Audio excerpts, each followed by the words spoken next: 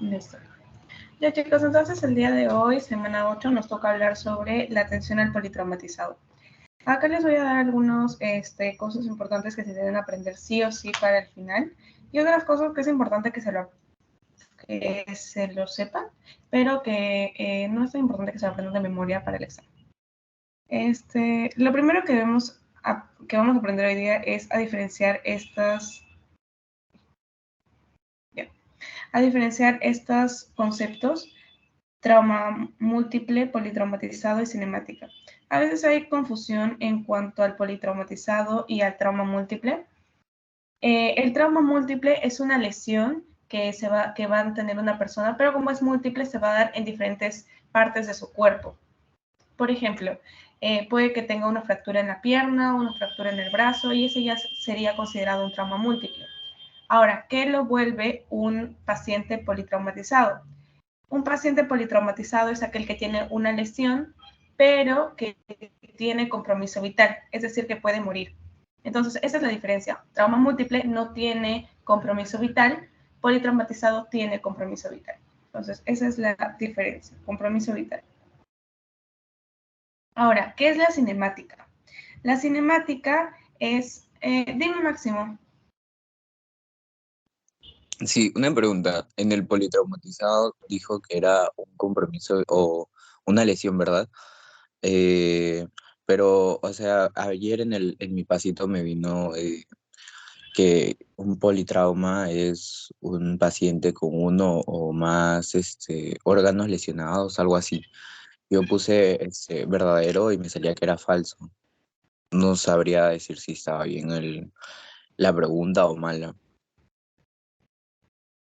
¿Me puedes pasar la pregunta de tu pasito, por favor? Si no, para que pueda reclamar la pregunta. Claro, no, ya le había escrito al delegado ¿Sí? de PM, pero no sabía si estaba bien o no. Pero sí, ahorita le paso. Ya. Después entonces de la clase lo revisamos. Entonces, eso sería, ¿no? Con compromiso vital. Ahora, ¿qué es la cinemática? La cinemática es un proceso por el cual nosotros vamos a analizar un accidente o lo que haya ocurrido para saber cuáles son las posibles lesiones, es decir, las lesiones potenciales. Por ejemplo, ¿no? Estás viendo que es un accidente de un choque, es probable que el paciente, si es que está manejando, haya tenido no sé si les hablé del síndrome del latigazo, que es cuando el paciente básicamente, la cabeza del paciente se va abruptamente para adelante y regresa abruptamente para atrás. Entonces eso hace que pueda tener una lesión a nivel de la cervical.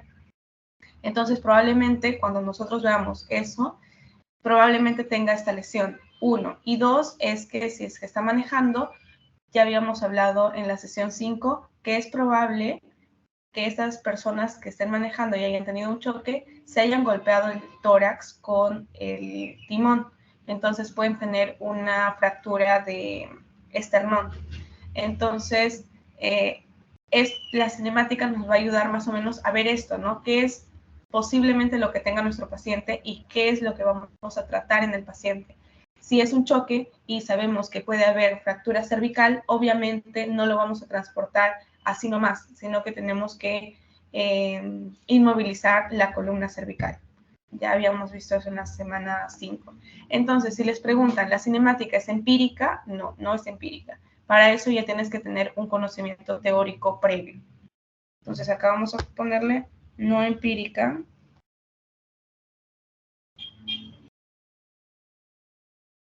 Y que necesita,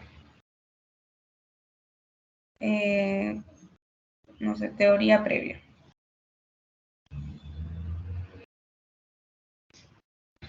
Ya, necesita teoría previa. Ahora vamos a ir con los tipos de trauma.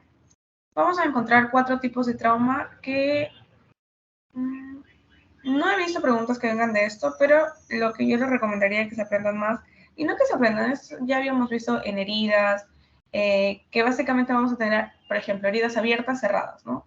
Las cerradas porque no tienen comunicación con el medio, abiertas porque tienen comunicación con el medio.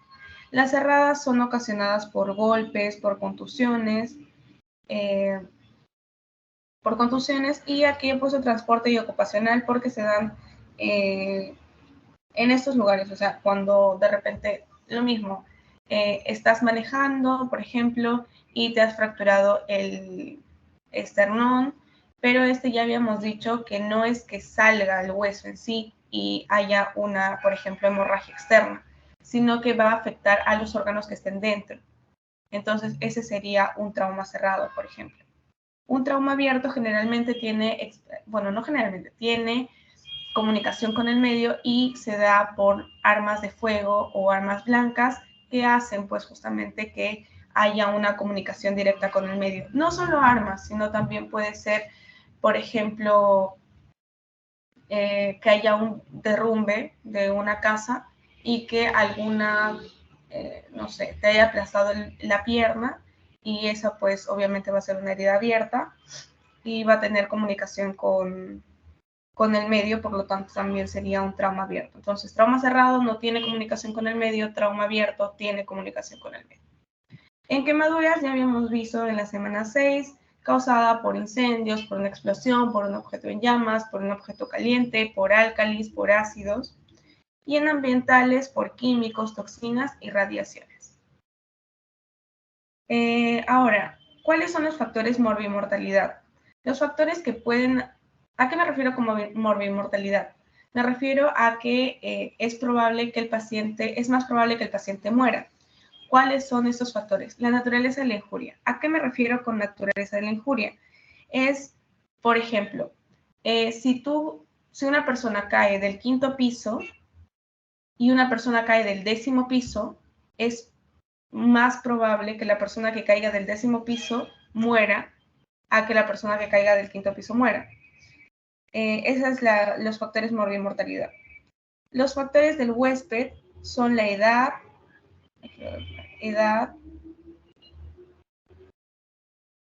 y la capacidad física que tenga.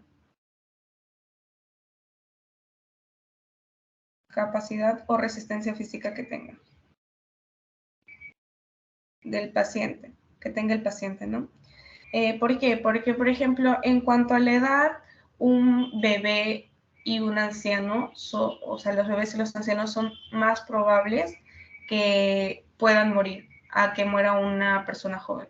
Aunque ya habíamos visto en prehospitalario que mayormente los que mueren, o bueno, los que sufren mayores traumas, ya sea por trabajo, ya sea porque manejan, son las personas que están en la etapa en la que pueden ser productivas en la vida, ¿no? Por ejemplo, adolescentes y adultos jóvenes que todavía no llegan a ser adultos mayores. Entonces, eso, por la edad. Y la capacidad de resistencia física, lo mismo, eso se determina también por la edad, y otro es que el paciente puede que ya haya tenido una enfermedad antes que puede agravar más la lesión. Ahora, el tiempo transcurrido, ¿a qué se refiere con tiempo transcurrido? Es el tiempo que pasa desde que ocurrió la injuria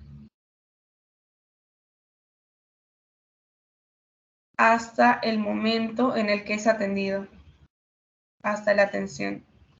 Por ejemplo, yo vivo a 3 cuadras del hospital, entonces si ocurre un accidente de tránsito cerca a mi casa, obviamente va a ser mucho más rápido que el paciente llegue al hospital y sea atendido con todo lo necesario de forma más rápida. Pero ¿qué pasa si hay un accidente no sé, en la carretera a otro lugar?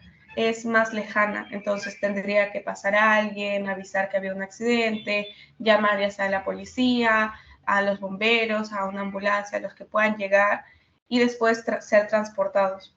Entonces, este tiempo que va a pasar entre lo que ocurrió, desde que ocurrió la injuria hasta que llegaron al hospital, va a ser muy importante para saber si el paciente puede sobrevivir o no puede sobrevivir.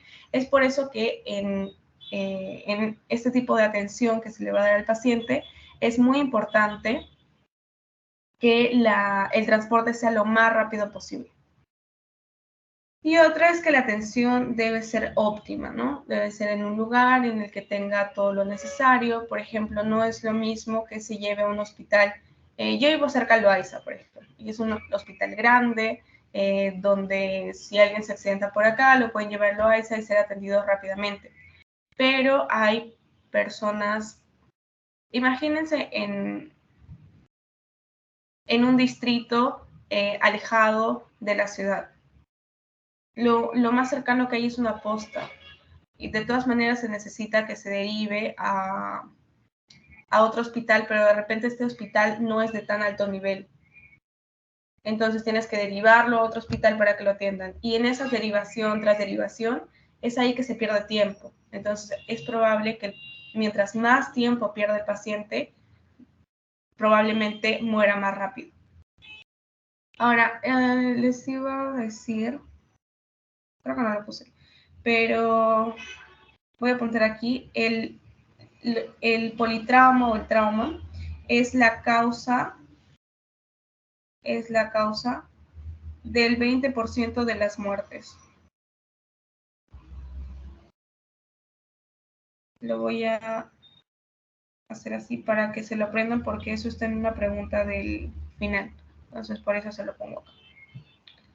Ya, chicos, entonces eso con respecto a los tipos de traumas. ¿Tienen alguna pregunta aquí o pasamos a la siguiente diapositiva? Disculpe, ¿me escucha? Sí, dime, Máximo. El PPP nos va a pasar con sus apuntes, o sea, con lo que está escribiendo ahora o sin nada. No, se lo voy a pasar con todo. Ah, ya, gracias. Ya. Entonces, si no hay ninguna otra pregunta, vamos a pasar.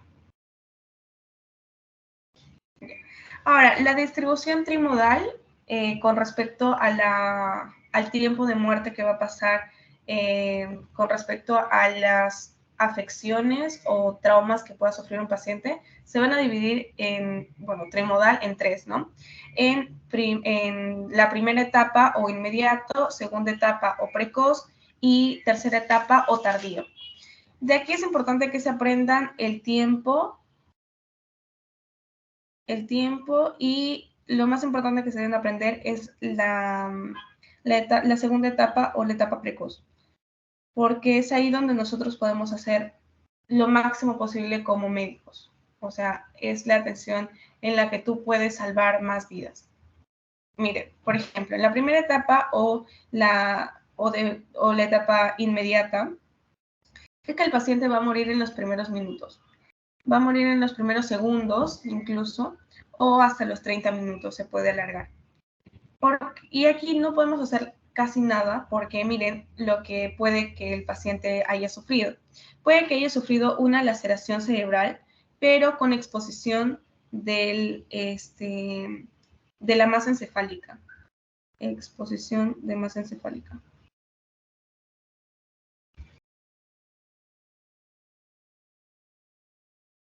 Entonces, ha sufrido una laceración cerebral,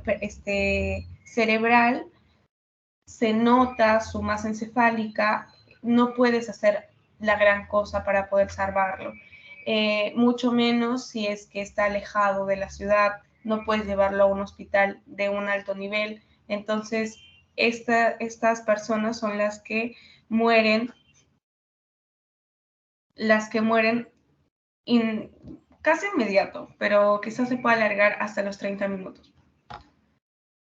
Ahora, también tenemos la lesión de médula espinal. Sabemos que la cervical es muy importante. Entonces, si tiene una lesión espinal de la cervical 1 y 2 y esto afecta al tronco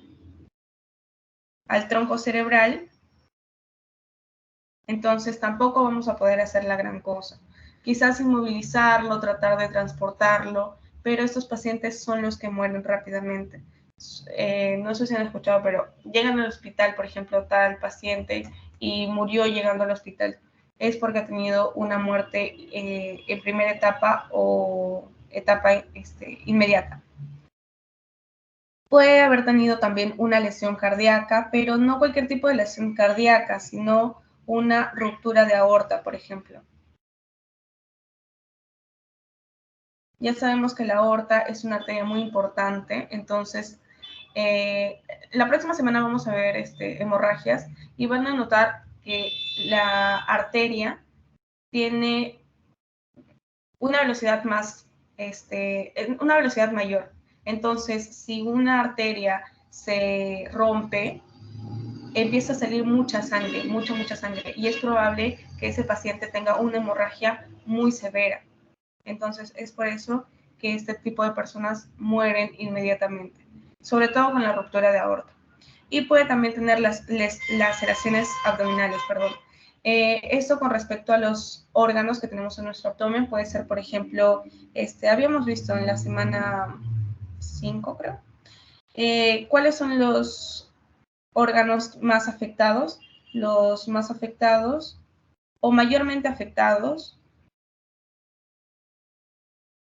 van a ser dos, ¿no? Vamos a tener aquí al vaso que está entre... Ay, no, perdón, esa es en la segunda, perdón. Las laceraciones hepáticas que ya tengan que ver con más de un órgano. Perdón, las laceraciones abdominales que tengan que ver con más de un órgano.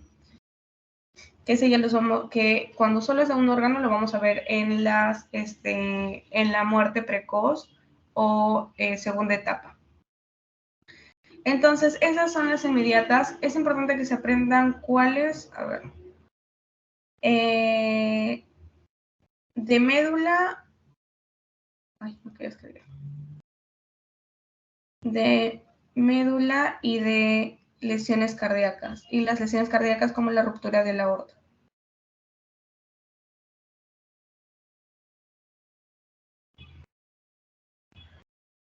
Como la ruptura de la aorta.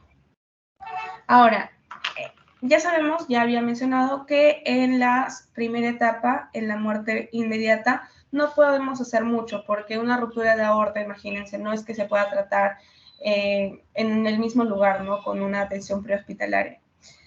En donde sí podemos hacer mucho es aquí, en la segunda etapa o precoz. ¿Por qué? Porque aquí el paciente no tiene una lesión tan grave como una ruptura de aorta, entonces nosotros sí vamos a poder manejarlo. Aquí vamos a tener a la hora dorada, que ya lo voy a explicar después, pero la hora dorada es la primera hora desde que ocurrió la injuria, en donde en donde se requiere que haya un transporte rápido, una atención óptima, y aquí entran lesiones como un hematoma subdural y epidural, que básicamente va a ser acumulación de sangre en cuanto a la subdural en la parte externa del cerebro. Sangre en la parte externa del cerebro o en la capa externa del cerebro y epidural en la parte interna. Ese es un hematoma subdural y epidural. Ahora, ¿qué es un hemoneumotórax? Hemoneumotórax es que hay hemo, sangre, neumo, aire. Entonces, hay tanto sangre como aire, en donde habíamos dicho en la pleura, ¿no? En la pleura, que es una capa del pulmón. Ahora, también vamos a tener ruptura de vaso y laceraciones hepáticas. Ruptura de vaso, el vaso y el hígado son los órganos que mayormente son afectados en traumas. El vaso me parece que es de 40 a 55% de los casos tiene ruptura de vaso y hepáticas es un 35 a un 45%. O sea, si les preguntan cuál es el órgano que se ve más afectado en un trauma, van a marcar ruptura de vaso, el vaso.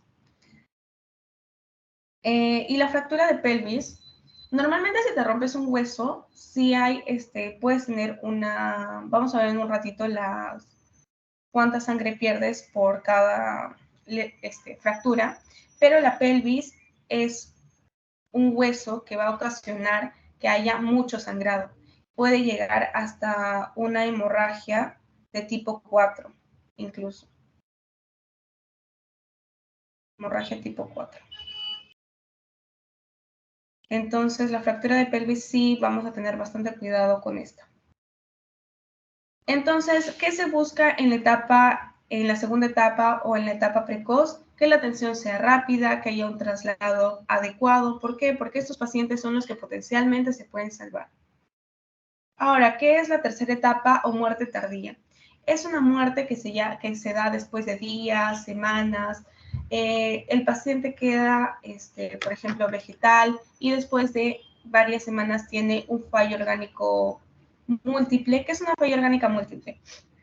Es que el funcionamiento de tus órganos va a empezar a disminuir.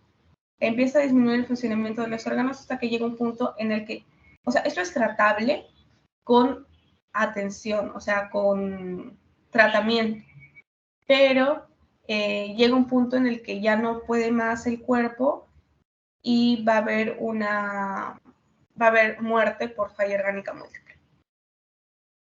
La sepsis es una infección generalizada y esta se puede dar post-trauma o quirúrgica. Es que a veces hay heridas que son muy graves y tienen, o sea, son abiertas, muy grandes, entonces son fáciles de que haya una infección. Entonces, por eso es que los pacientes en el hospital a veces sufren de sepsis y mueren. Y por secuelas de accidente cerebrovascular. Aquí como que se ha tratado que el paciente sobreviva más tiempo, pero llega un punto en el que ya no puede más, entonces fallece. En la tardía tampoco podemos hacer mucho, son ya por secuelas que han venido después de que haya, por ejemplo, una lesión una lesión a nivel del cerebro, entonces ello genera secuelas de accidente cerebrovascular, por ejemplo, ¿no? Y puede llegar a que el paciente muera después, como ya había mencionado, de días o incluso semanas. Ya, chicos, ¿hasta ahí hay alguna pregunta o todo claro?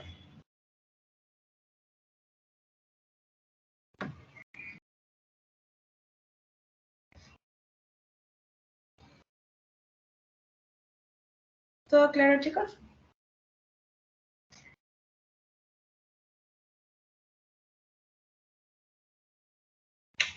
Ya, voy a suponer que sí. Vamos a definir la hora dorada y los minutos platino. La hora dorada es, ya les había mencionado, la primera hora en donde lo que se busca es que haya un reconocimiento rápido, un traslado adecuado y una atención adecuada para que el paciente pueda sobrevivir. Esto en donde vamos a ver la hora dorada y los minutos platino en la segunda etapa o etapa precoz. Entonces, en la hora dorada en la hora dorada van a estar incluidos los minutos platino. ¿Qué son los minutos platino? Son los primeros 10 minutos en donde se va a dar una atención prehospitalaria. Ahora vamos a ver cuáles son pero ya hemos visto, ¿no? El ABCDE. Eso se va a dar en los minutos platino. Entonces, los minutos platino también es donde se puede prestar ayuda al paciente para que se pueda salvar. Ahora, ¿qué se necesita para un buen tratamiento del politraumatizado? Primero es una atención inmediata. ¿Se busca una atención inmediata? ¿Todas las personas que sufren un trauma van a tener atención inmediata? No. Depende pues del lugar, depende del tiempo que se tarda la ambulancia en llegar y todo ello, ¿no? Pero sí, lo que mayormente se busca es que haya una atención inmediata. Segundo, que esté a cargo de un personal calificado. Tiene que haber médicos, ya vamos a ver en un ratito, tiene que haber médicos, ya intrahospitalaria tiene que haber personal de rayos X, personal de laboratorio, personal que pueda hacer cirugías para que se le pueda dar el mejor tratamiento al paciente y este paciente se pueda salvar. ¿Cuáles son los objetivos del tratamiento para el politraumatizado? Lo primero es que haya protección de los órganos. Lo segundo es identificar lesiones potenciales, es decir, que si yo sé que se ha fracturado tal hueso, puede afectar a tal parte del cuerpo, más o menos voy viendo eso para evitarlo. Y tercero, manejar el dolor. Sabemos que el dolor a veces puede ser tan intenso que incluso el paciente se puede desmayar. Entonces, uno de los objetivos es tratar de manejar ese dolor para que el paciente pues no sufra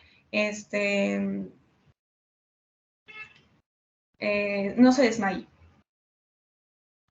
¿Cuál es el plan? El primero es encontrar y corregir las condiciones que son una amenaza. El segundo, administrar oxígeno, ventilar, perfundir y transportar. Vamos a hablar sobre la oxigenación en un ratito en la fase B de la atención primaria o de la evaluación primaria. Perdón. Ahora, acá le he puesto fases, pero no son fases en sí, sino que cuando vamos a rescatar a una persona que está en un vehículo, ya les había hablado sobre el síndrome del latigazo, que es cuando la cabeza del paciente va hacia adelante y luego hacia atrás. Entonces, puede haber un trauma en la cervical. Entonces, cuando un paciente está en un carro y ha tenido un accidente en un carro, no puedes inmediatamente abrir la puerta y sacar al paciente, lo cargas al paciente y lo sacas. No, sino que tenemos que colocar un fernoquet. ¿Qué es un fernoquet? Es como una camilla que lo que busca es hacer que no se mueva el cuello. Ya sabemos que el transporte de las personas tiene que ser totalmente inmovilizadas. Las personas no pueden mover el cuello. ¿Por qué? Porque pueden ocasionar que la lesión a nivel de la cervical sea aún mayor. Entonces, el fernoquet es como una camilla, pero para que esté sentado, y ahí va a estar inmovilizado y se va a poder sacar al paciente del vehículo. ¿Hasta ahí alguna pregunta, chicos? ¿O todo claro? Todo claro, señorita. Ya, gracias, maestro. Ahora, la preparación. Vamos a tener una preparación tanto...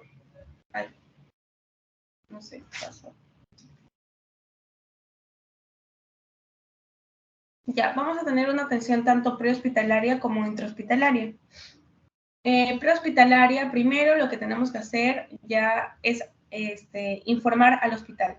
Informar al hospital que tenemos, por ejemplo, accidente de vehículo en la carretera, no sé qué.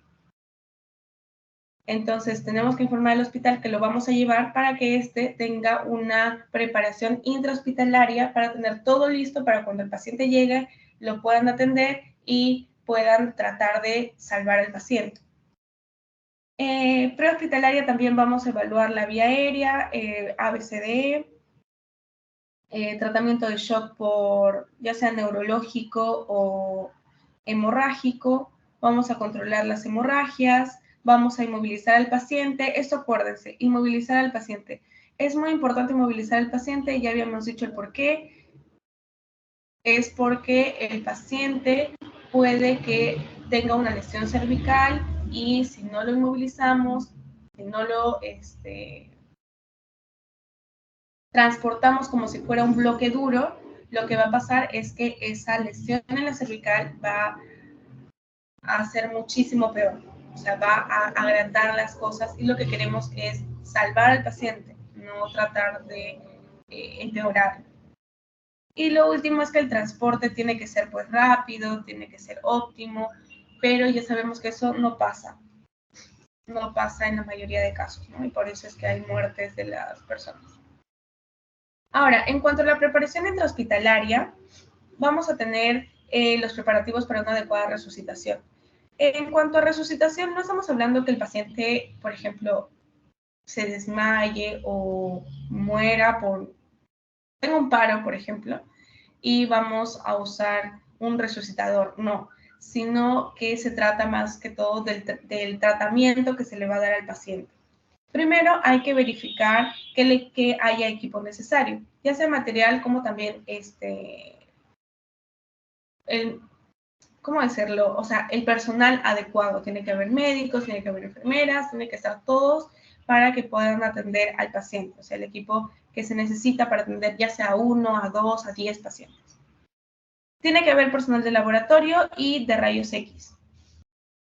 Y la sala de operaciones tiene que estar lista y también el personal, o sea, los médicos, las enfermeras que vayan a pasar para alguna operación, porque no se sabe, pues, o sea, prehospitalario puedes decir, no, el paciente no tiene ninguna, por ejemplo, laceración de vaso ni de hígado, no tiene nada, pero llegas al hospital y resulta que sí tenía. Entonces, ¿cómo se dan cuenta que sí tenía? Porque le han hecho algunos algunas pruebas para determinar si es que tiene esto, si tiene el otro, y si lo necesita, entrar a sala de operaciones. Entonces, todo tiene que estar listo.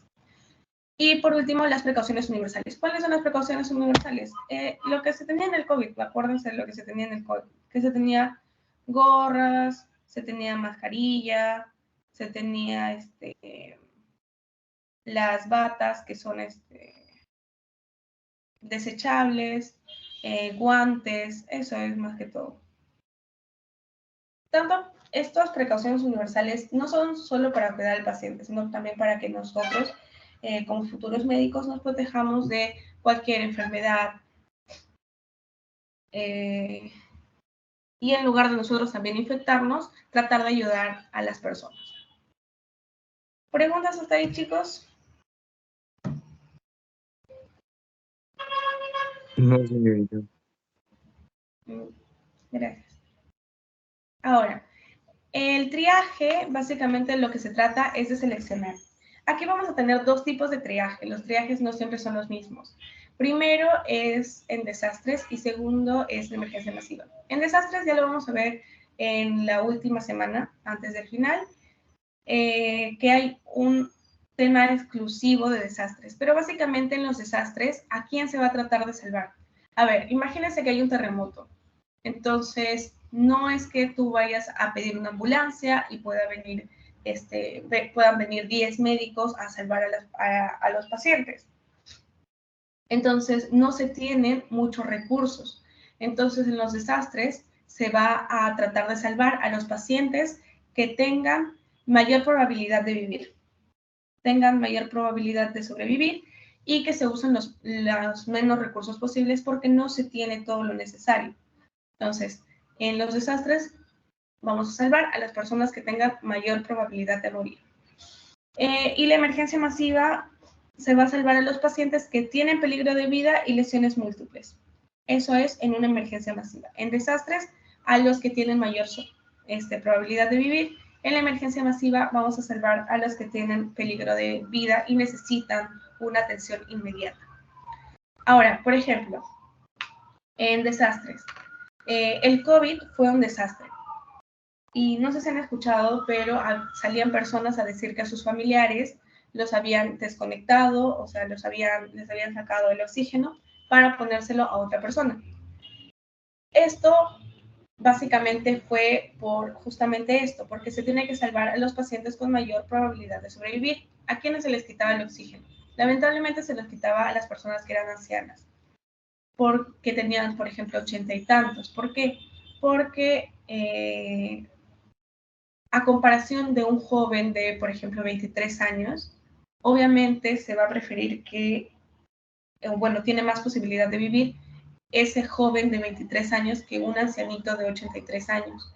Entonces, aunque esto suene lamentable, es así como se tiene que actuar, porque no habían camillas, no había oxígeno.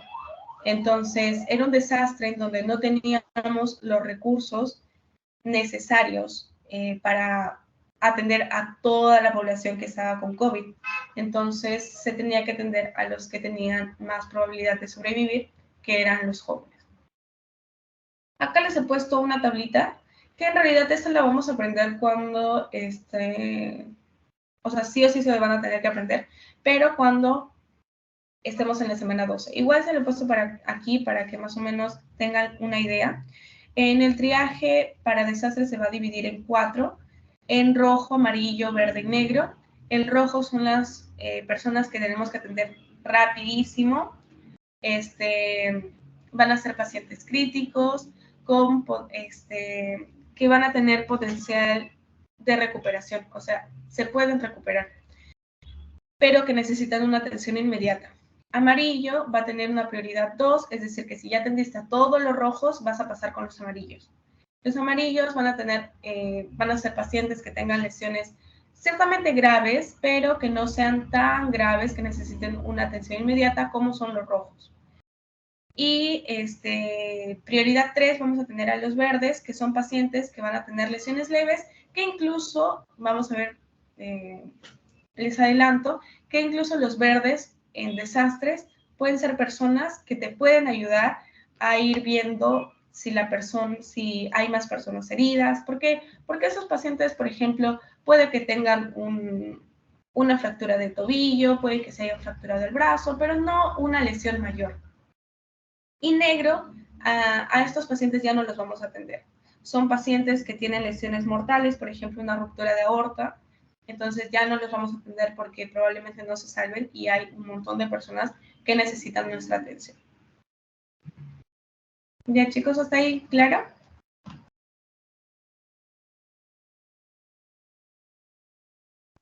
Sí, señorita.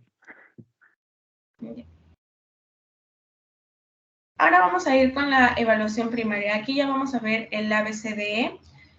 Ya sabemos que A se refiere al manejo de la vía aérea y el control de la columna cervical.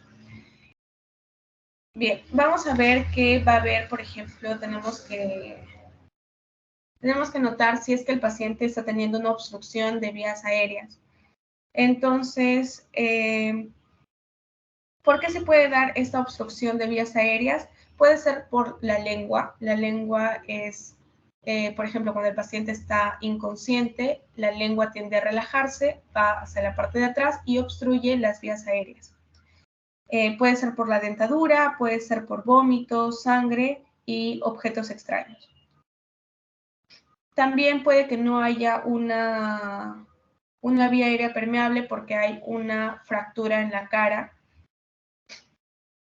¿Y cuáles van a ser estos signos de obstrucción? Agitación. Vamos a notar que el paciente va a tener una respiración rápida, frecuencia respiratoria elevada.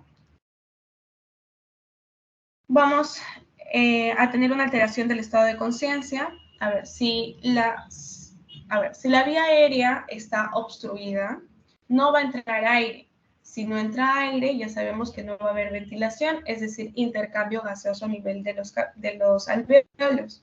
Si no hay ese intercambio gaseoso, no va a haber sangre o la cantidad adecuada de oxígeno en sangre.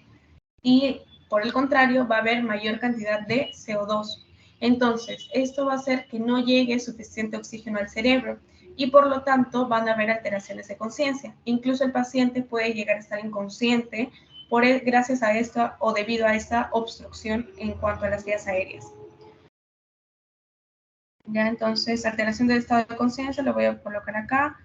No llega oxígeno al cerebro. ¿Y cómo nos vamos a dar cuenta también? Por el uso de músculos accesorios. Cuando nosotros respiramos, normalmente se le llama una respiración normal, relajada. ¿Qué músculo utilizamos para esta respiración normal? Vamos a utilizar el diafragma. Ese es el músculo que nos va a ayudar a poder respirar. Ya, hasta ahí. ¿Qué son los músculos accesorios? Los músculos accesorios son músculos que se van a utilizar en una respiración forzada. ¿Qué es una respiración forzada? Es, por ejemplo, cuando tú estás corriendo mucho, te has agitado, entonces empiezas a respirar más rápido y notas que tu caja torácica también como que se hace mucho más grande que cuando respiras normalmente. Ocurre aquí con los signos de obstrucción. Y, por ejemplo, uno de los músculos accesorios son los intercostales.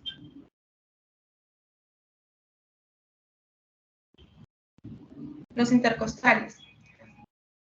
Los intercostales lo que van a hacer es jalar a la caja torácica y también lo van a comprimir. Entonces, esto te provoca que, ¿cómo te vas a dar cuenta que está usando los músculos accesorios? Porque se le van a notar las costillas. Tienen una respiración más profunda, por así decirlo, que va a hacer que se noten las costillas. Ahora, ¿qué se debe hacer para permeabilizar la vía aérea? Vamos a tener dos maniobras. Vamos a tener la maniobra frente-mentón y la maniobra de tracción mandibular. La maniobra frente-mentón no es tan recomendable, por así decirlo, porque puede que no sepamos si el paciente ha tenido o no ha tenido una fractura a nivel cervical. Entonces, si usamos la maniobra frente-mentón, va a ser que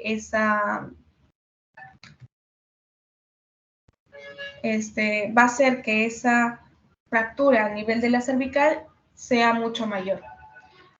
¿Y cuándo se utiliza la tracción mandibular? Cuando hay fractura de cervical. Y esta es la que más se usa, ¿no? Más usada. Luego de esto vamos a inmovilizar, ¿no? Vamos a inmovilizar, vamos a colocar el collarín, vamos a colocar al paciente en la camilla y lo vamos a... La camilla tiene, para el transporte, tiene unas como cinturones que van a hacer que el paciente se mueva de forma rígida, porque eso es lo que se busca, movilizar al paciente de forma rígida. En la clase 12 de práctica de PBM va a haber, van a hacer una práctica de desastres, que van a haber personas que van a ser los médicos, que van a transportar a los heridos, y les cuento lo que me pasó el ciclo pasado. Yo era una de las víctimas, entonces mis compañeros, por tratar de llevar a la mayor cantidad de pacientes posibles, me subieron a la camilla, no me pusieron el collarín y me llevaron, incluso como que mi brazo se fue por otro lado y ni siquiera se habían dado cuenta. Entonces, justamente en eso hay que tener cuidado, ¿no? Eso era una práctica, pero en la vida real, obviamente tenemos que tener bastante cuidado con eso porque tenemos que inmovilizar al paciente adecuadamente, colocar el collarín adecuadamente.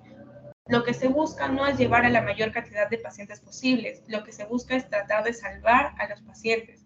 Si llevas a todos los pacientes lo más rápido posible, pero este paciente, su fractura a nivel cervical se vuelve mucho mayor, entonces no te está trayendo nada bueno. Al contrario, en lugar de salvar, por ejemplo, de 20 a 10 personas, ya no estás salvando ninguna, porque estás movilizando a las 20, pero ninguna adecuadamente.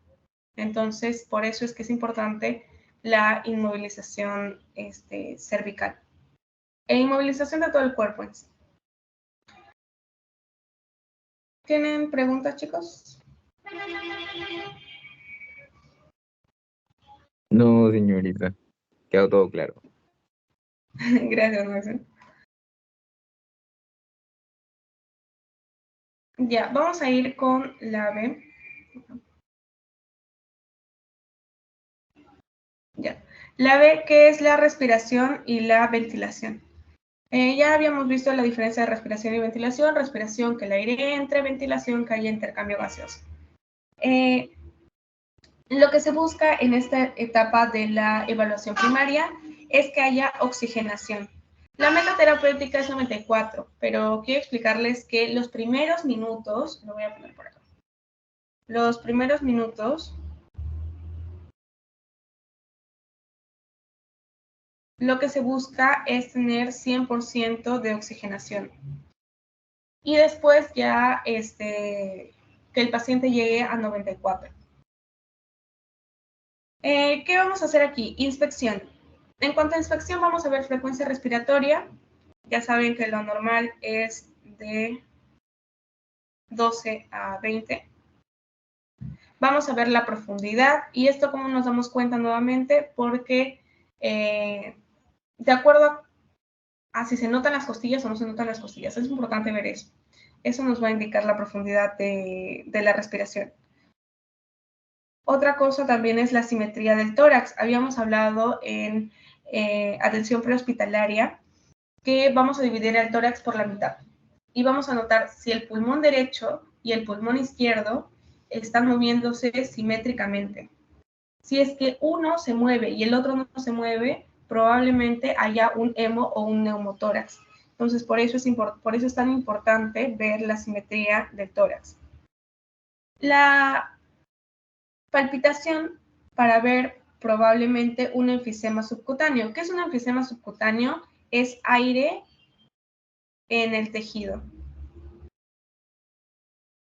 En el tejido que es subcutáneo, ¿no? Subcutáneo. Y aquí vamos a ver, por ejemplo, acá hay un enfisema. Acá en esta imagen que es una de rayos X. Vamos a notar, por ejemplo, el pulmón en sí debería ser así, ¿no? Debería ser, toda esta parte debe ser negra. pero notamos que solo hasta esta parte es negra y esta parte está blanca. Es porque aquí hay aire. Pero hay aire a nivel del tejido subcutáneo. ¿Cuál es la diferencia entre un enfisema subcutáneo pulmonar y un neumotórax? Es que el neumotórax va a haber aire, sí, pero a nivel de la pleura, en la pleura. ¿Qué es la pleura? Es una capa del pulmón. En cambio, el enfisema subcutáneo va a haber aire, pero en el tejido de la piel, o sea, en el tejido subcutáneo. ¿Qué más? Percusión, vamos a hacer Disculpe, golpes. Dime, Máximo. y si estoy haciendo el ABCD en prehospitalario, o sea, supongamos que es en la hora dorada, ¿no? Y estoy viendo cómo está el paciente, ¿cómo me doy cuenta que tiene un enfisema subcutáneo? O no se Porque puede ver. en sí el enfisema lo vamos a notar con rayos X. O sea, se necesita esta imagen para determinar si es o no un enfisema subcutáneo. Para estar seguros que es un enfisema subcutáneo. Ah, ya, está bien, gracias. Ya. En la percusión vamos a hacer golpecitos.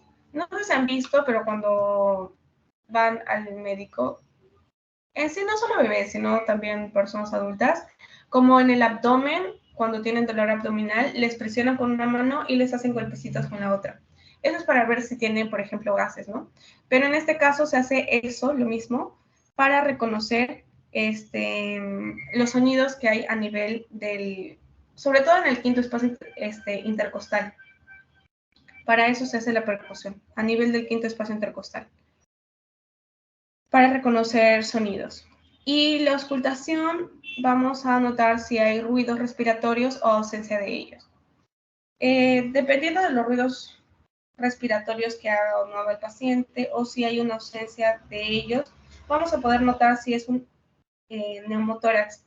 Los ruidos en sí deberíamos aprender a diferenciarlos, pero todavía eso no nos enseñan, sino ya eso es para clínicas. Entonces, ahorita simplemente vamos a ver que esos ruidos nos pueden indicar que un neumotórax. ¿Y qué es un neumotórax? Es aire en la pleura, ya habíamos dicho, ¿no? Aire en la pleura.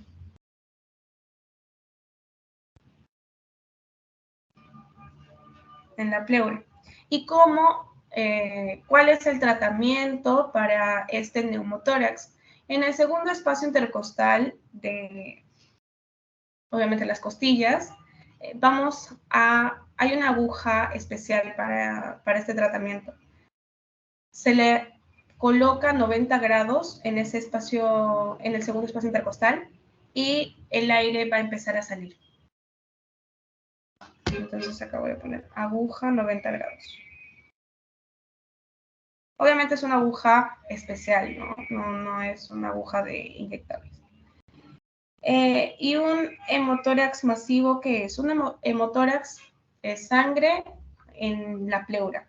Pero ¿qué pasa si esta sangre ya no es un poquito, sino se vuelve 1,5 litros o más de 1,5 litros? Entonces se vuelve un hemotórax masivo. Acá hay que tener en cuenta 3 cositas también en la B, en la respiración y la ventilación. Primero vamos a hablar de la bolsa AMPU.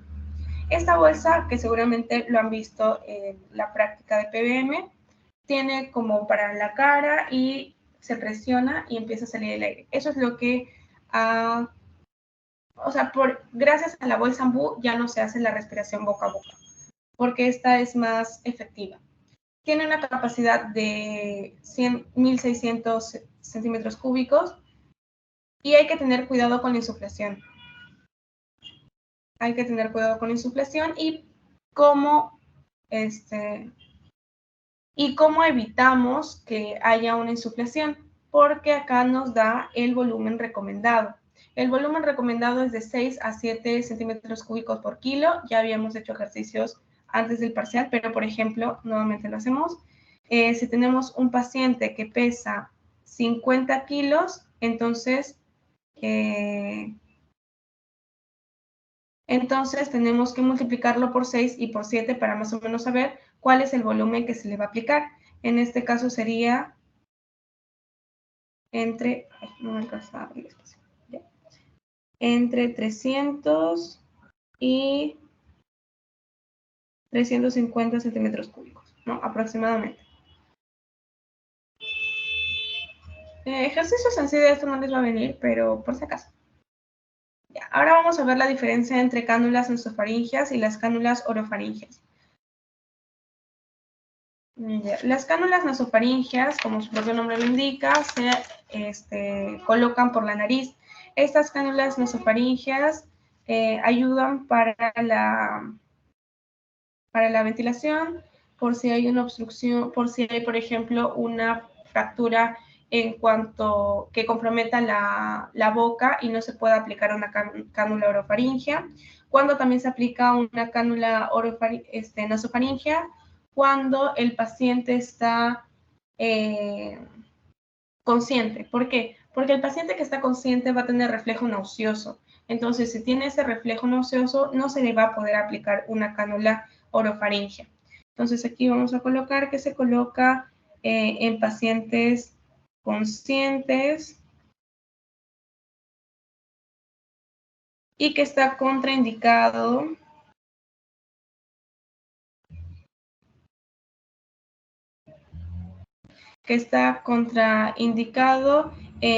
en trauma craneal. Sí, trauma craneal. ¿Por qué? Porque tenemos un hueso que se llama el hueso etnoides, un hueso etnoides que está detrás de la nariz. Entonces, cuando aplicamos esta cánula nasofaringea, puede que lo estemos metiendo y que lo que haga es fracturar una lámina criboides que tenemos, que es parte del hueso etmoides. Entonces, si hay un trauma craneal, es preferible usar una orofaringea. ¿Cuándo se usa una cánula orofaringea? Cuando el paciente está inconsciente.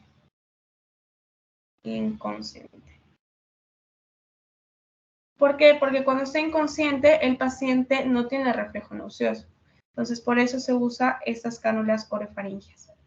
Ahora, también esta orofaringea es la más usada por los médicos. Ya. ¿Claro? Sí, todo claro. Gracias. Ahora vamos a ver la C, que es la circulación y el control de hemorragias.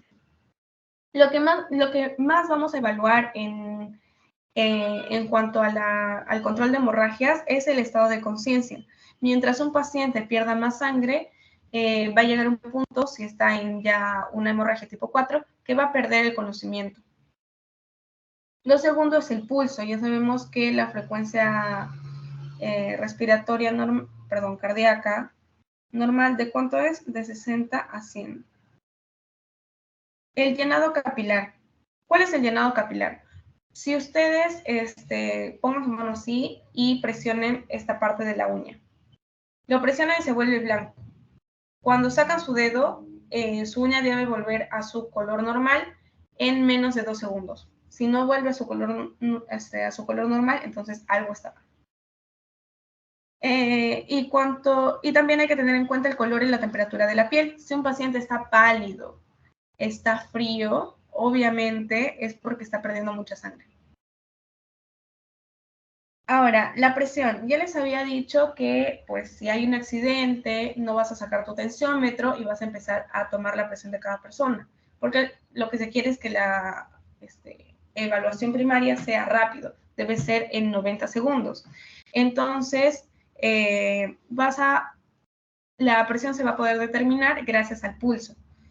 Si sientes el pulso carotídeo, la presión del paciente aproximadamente está en 60 milímetros de mercurio, si solo sientes el pulso carotídeo. Si sientes el carotídeo, pero también el femoral, está en 70. En 70 puede ser que esté un poco más, pero 70. Y si sientes el carotídeo, sientes el femoral y sientes el radial, entonces está en 80. Esto sí es importante que se lo aprendan. Importante. Okay. Ahora, justamente lo que les hablaba, ¿qué fracturas pueden hacer que una persona tenga un shock hemorrágico? Una tibia y húmero, en la fractura de la tibia y el húmero puede ocasionar que haya un sangrado de 750 mililitros, pero si nosotros notamos en nuestra clasificación de hemorragias que tenemos en este cuadrito de acá, notamos que pues sería una clase 1 todavía, ¿no? Una clase 1. Ahora, ¿qué pasa si hay una fractura de pelvis? Si hay una fractura de pelvis, ¿cuánta sangre el paciente va a perder? 1500 mililitros. Nos vamos a nuestra tablita, eso está, puede que esté, bueno, va a estar en la clase 2. Ahora, la fractura de pelvis, que ya les había hablado, que es las fracturas que más pérdida de sangre ocasionan, va a tener una pérdida de sangre de 1500 a más, o sea, más de 1,5 litros. Vamos por aquí y notamos que puede ser entre tipo 3 y tipo 4, porque la fractura de pelvis no se queda en 2000, como dice la de tipo 3, sino incluso se va a más de 2000. Entonces ya sería una hemorragia tipo 4, incluso puede llegar a ser la fractura de la pelvis. El tratamiento que se va a hacer, esto lo vamos a ver la próxima semana de hemorragias, pero básicamente es presión directa. Si has hecho presión directa, no le has puesto nada encima, entonces lo que tienes que hacer es seguir con la presión directa. No puedes soltarlo. Una férula, que es básicamente envolverlo, y un torniquete. El torniquete se va a hacer con algo duro, puede ser con un palo o con una tabla, pero el torniquete se hace como, recuerdo que el doctor dijo acto heroico o algo así, porque es probable que el paciente lo amputen después. Entonces, sí, casi no se hace el torniquete, o sea, solo se lo hace en casos muy, muy extremos. Ahora, la clasificación de las hemorragias, yo creo que se pueden aprender el volumen de sangre perdido,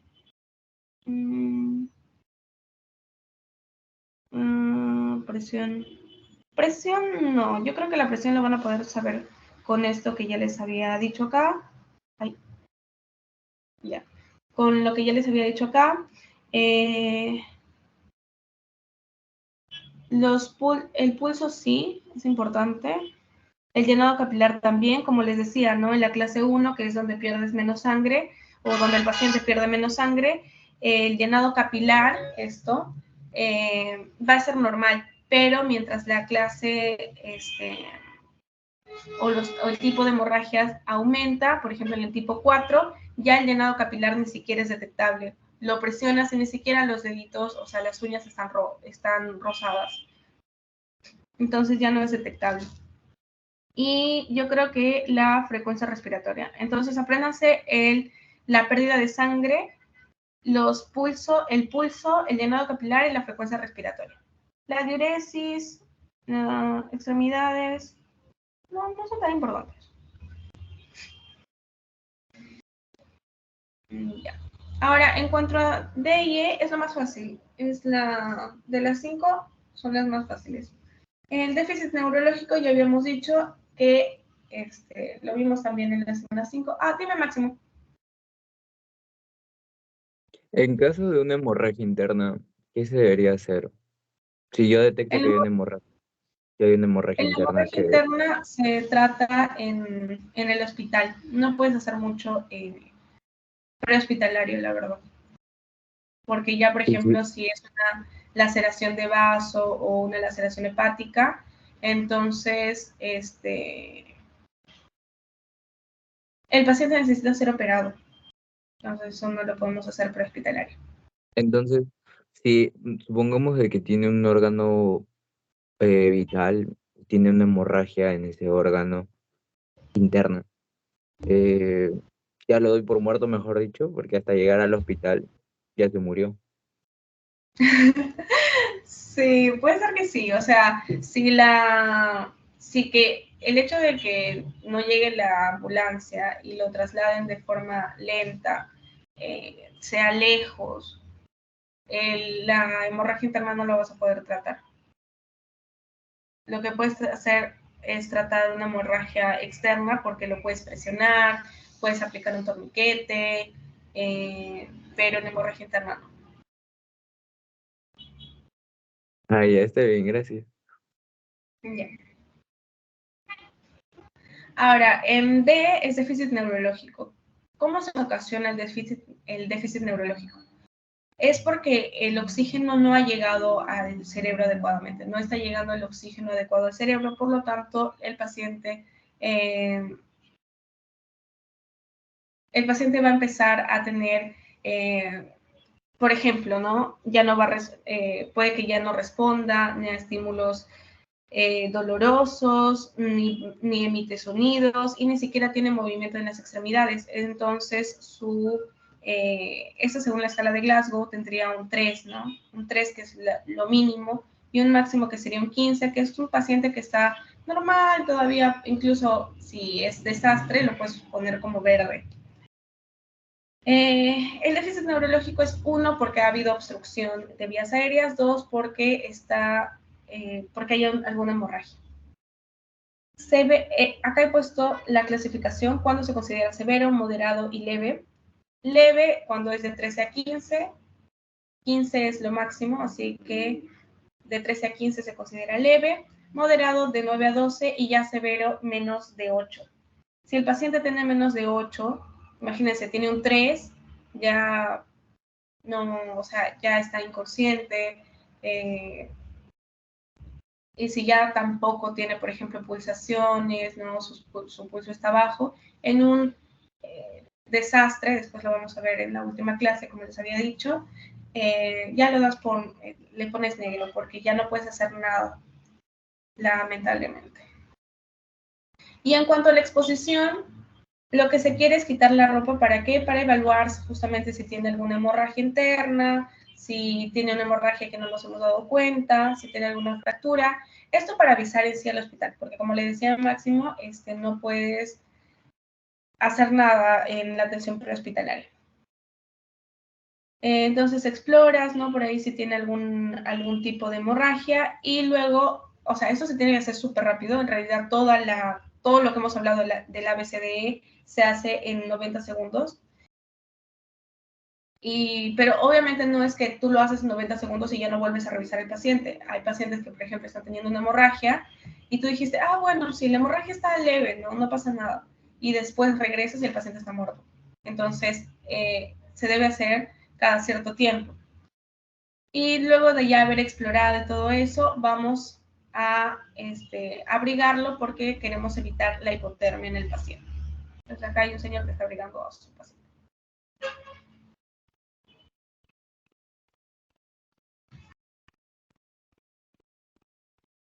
Ya, lo que vamos a tener en cuenta, primero, ya habíamos hablado durante toda la clase, hemos hablado que debemos tener una evaluación rápida y sistemática. Sistemática porque deben haber un personal que se va a encargar, por ejemplo, en el caso de desastres, se va a encargar de uno hace triaje, otro traslada a los pacientes, otro está en una carpa para atender, ver si ese paciente se puede salvar, si no se puede salvar, si el paciente se puede salvar o no se puede salvar. Ahora, la resucitación y estabilización deben seguir un orden de prioridades, como ya habíamos dicho, hay prioridad de acuerdo a en qué situación estemos, si es que es un desastre o es una, se me fue el nombre, dije emergencia masiva. Emergencia masiva me parece. Entonces, si es desastre, vamos a atender, ya saben, a las personas que tienen más probabilidad de vivir. Y si es una emergencia masiva, a los que tienen riesgo de vida. Entonces vamos a seguir un orden de prioridades. Vamos a evaluar las necesidades y los recursos. Si es que no tenemos los recursos, vamos a tratar de salvar a las personas que nosotros tenemos los recursos para poder tratarlo. Asegurar la calidad de atención, tiene que ser personal que tenga conocimientos, un médico, una enfermera que tenga los conocimientos para realizar esta atención. Nunca mover a un herido cuando estamos solos. ¿Por qué no movemos a un herido cuando estamos solos? Porque necesitamos que mínimo hayan 3 personas. Uno sostiene la parte de la cabeza, otro la parte del tronco, el tórax, y la otra persona los pies. Y vamos a mover al herido como si fuera un bloque rígido. Eso ya lo hemos hablado durante toda la clase. Ya chicos, entonces eso sería todo. No sé si tienen alguna pregunta o ya pasamos a las preguntas del FOMS. Sí, yo tenía una pregunta sobre el examen de Glasgow. Dime. Ya, la decorticación es cuando contraen las extremidades, ¿no? ¿O cómo?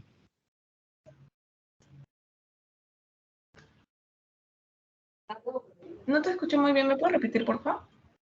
La decorticación es cuando se contraen las extremidades, ¿verdad? O sea, hacia adentro. Sí. Sí, Y ay, no sé cómo la explicarlo. descerebración es hacia afuera. Si yo veo que el paciente tiene una descerebración, ya también, y todavía no llega la ambulancia, ya muerto. Le das, mira, de celebración está acá, en que esté 2. Entonces, si es 2 y sigue, por ejemplo, aquí con 2, tiene sonidos incomprensibles y no responde a estímulos dolorosos, ponte que todo sea 2. Entonces, eso queda un 6. ¿Y qué es ese 6? Es severo. Severo. Entonces, si es severo, digamos que no lo pones como prioridad. O sea, si hay otros pacientes, a ese no lo pones como prioridad. Porque si estás Mm, lejos, la ambulancia todavía no llega, probablemente no llegue, entonces no puedes ese paciente, por ejemplo, no sé, de repente tiene una hemorragia interna, no puedes tratarlo en el lugar porque no tienes lo necesario para tratarlo, entonces ni modo. Lamentablemente no puedes hacer mucho y tienes que dar prioridades. ya está bien, eso nomás. Ya. Igual les voy a poner aquí una imagen de lo que es la decorticación y la descerebración para que lo diferencien. Ya chicos, entonces vamos a ir a las preguntas. Acá, ¿cuál creen ustedes que es lo correcto? En marcar lo correcto. En la primera pregunta que está en su PDF. La segunda. A ver. Eso no respondido 3. Ya, la segunda, ¿no? El sangrado de pelvis puede provocar un sangrado grado 4, o sea, puede ser superior a 2000. Ya habíamos hablado, ¿no? Justamente es la segunda porque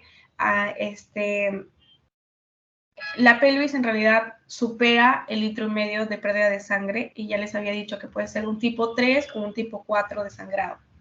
¿Por qué no el torniquete debe usarse en todo caso, en todo sangrado de miembros superiores e inferiores? Porque ya les había dicho que solo se usa en casos ya extremos, que ya no puedes hacer nada más y necesitas usar torniquete. La hemorragia tipo 1 y 2 representan amenazas para la vida que requieren transfusión sanguínea. Esas serían la 3 y 4, porque la 1 y 2 son leves todavía.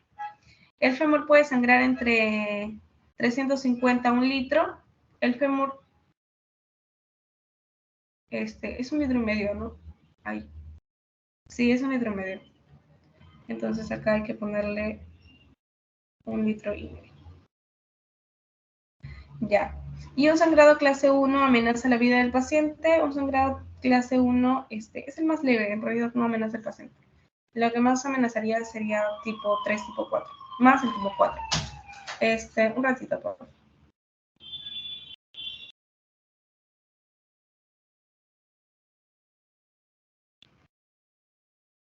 Ya, perdón. Ya, entonces está muy bien, Máximo. Sería el sangrado de pelvis puede provocar un sangrado tipo 4. Ahora, son objetivos de la evaluación primaria, excepto. Tengan cuidado en sus exámenes con el excepto, porque, bueno, al menos yo me confundí bastante con eso. ¿Cuál creen ustedes que sería lo correcto? La C. Muy bien, así. Porque habíamos dicho que primeros minutos tiene que ser 100% y después metaterapéutica 94. ¿Verdad? Usted dijo de que el ABCDE debería ser en 90 segundos, ¿no? Sí, Pero en ventilación para saber la frecuencia respiratoria, o bueno, en la parte de hemorragia sale taquipnia y todo eso, ¿no? Entonces, ¿cómo evaluaría si la frecuencia respiratoria se evalúa en un minuto? ¿Me quedaría 30 segundos sin hacer todo lo demás? lo que pasa es que como tiene que ser rápido, por así decirlo, no es que necesariamente lo tengas que hacer en 90 segundos, ¿no? O sea, te puedes demorar un poquito más, pero sí tiene que ser rápido. Ahora, ¿qué es lo que puedes hacer? Tratar ya no hacerlo en 60 segundos, o sea, la frecuencia respiratoria y cardíaca en 60 segundos, sino puedes hacerlo en 30 o en 15 y ya luego lo multiplicas por 4 o por 2. No es lo ideal, pero para que sea mucho más rápido. Ah, ya está bien, gracias. Ya. Ventilación, garantizar una buena oxigenación. Sí, es cierto. Manejo de vía aérea y control de columna cervical. También eso sería A. Que sería B. Exposición completa del paciente y control de hipotermia. Esa es la E. Y circulación y control de hemorragia es la C. Ya está. En la tercera, chicos, ¿cuál sería lo correcto?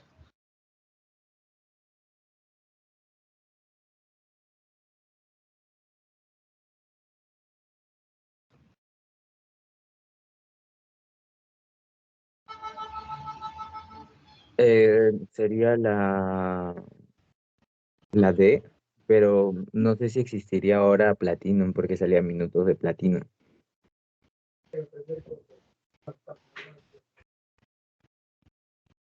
La hora dorada es la primera hora de atención a un politrauma, es la hora de platino.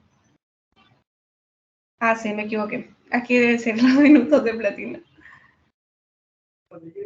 Pero sí, esa de. La primera dice, en el politrauma puedo referir al paciente a cualquier centro de atención. En realidad se prefiere, por ejemplo, un centro de atención también es una posta, pero no vas a mandar a un paciente que es politraumatizado a una posta, porque en la posta no hay especialistas ni pueden hacer operaciones si es que lo necesitan. Entonces esto queda descartado. La hora dorada implican los 10 primeros minutos de atención politrauma. Hora dorada, minutos, no. Es una sospecha de fractura cervical. En una sospecha de fractura cervical no importa si no puedes movilizarlo en bloque, lo ideal es salvarle la vida. Siempre inmovilizar, siempre inmovilizar. La hora dorada es la primera hora de atención en un politrauma y los minutos de platino, los 10 primeros minutos de esa hora. Eso sería. Luego voy a corregir la alternativa para que no se confunda. La hora dorada busca reducir la mortalidad de los politraumas durante la tercera etapa. Ya sabemos, hora dorada sí busca reducir la mortalidad de los politraumas, pero ¿durante qué etapa? Durante la segunda etapa, o también llamada precoz. Ahí, ya. Nos quedan dos preguntas más. ¿Cuál sería aquí, chicos, la respuesta? El pulso palpable.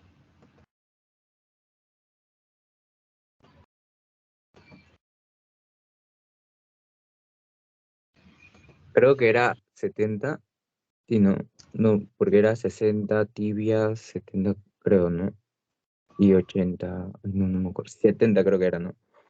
Sí, 70. Era 60 a nivel de la carótida, Ujú. carotídeo. Era 70 en la... Sí, me estoy equivocando. A ver, regresemos a las diapositivas. Sí, era Acá femoral. podemos ver. Y aquí femoral 70, radial Sí. 80 y carotídeo 60. Ya, entonces sería 70. Femoral. Ya está. Entonces, acá sobre el politraumatizado, como última pregunta, ¿cuál sería, chicos? Ah, esa es la B. Ya, justamente lo Le mencioné, ¿no? explico al inicio. Ya, chicos, entonces eso sería todo. Nos vemos ya la próxima semana. Les voy a pasar el post-test, llénenlo para que puedan tener su asistencia. Ah, Nos vemos la y una próxima última semana. pregunta. Eh, Díganme. ¿Cuánto debería ser la atención mínima? O sea, el tiempo de atención mínimo para un paciente con politrauma. ¿24 horas exactas o puede ser menos? La atención del politrauma, en realidad se busca que o sea, en los 10 minutos que tiene ya tú atiendes al paciente prehospitalario y se busca que durante esos 10 minutos llegue la ambulancia y se lo No, lleve. me refiero ya intrahospitalario. Intrahospitalaria, en realidad depende si es que necesita alguna cirugía o algo así. Si ya está intrahospitalaria y muere dentro del hospital, ya se considera una muerte tardía o de tercera etapa. Ah, sí, es que en el pasito también me vino una que estaba en duda porque decía que mínimo debería ser de 6 horas y yo no sabía si estaba bien o mal, porque justo nos ¿Me puedes mandó hacer tu pregunta también, por favor? unos apuntes donde salía que debería estar pendiente al paciente 24/7. ¿Me puedes pasar la pregunta, por favor, para verla Ya, y después decirte si está bien? ya sé. Ya. Ya, chicos, entonces eso ha sido todo. Nos vemos la próxima semana y llenen su post-test para su asistencia. Hasta luego, chicos, cuídense. Gracias, hasta luego. Hasta luego, cuídense.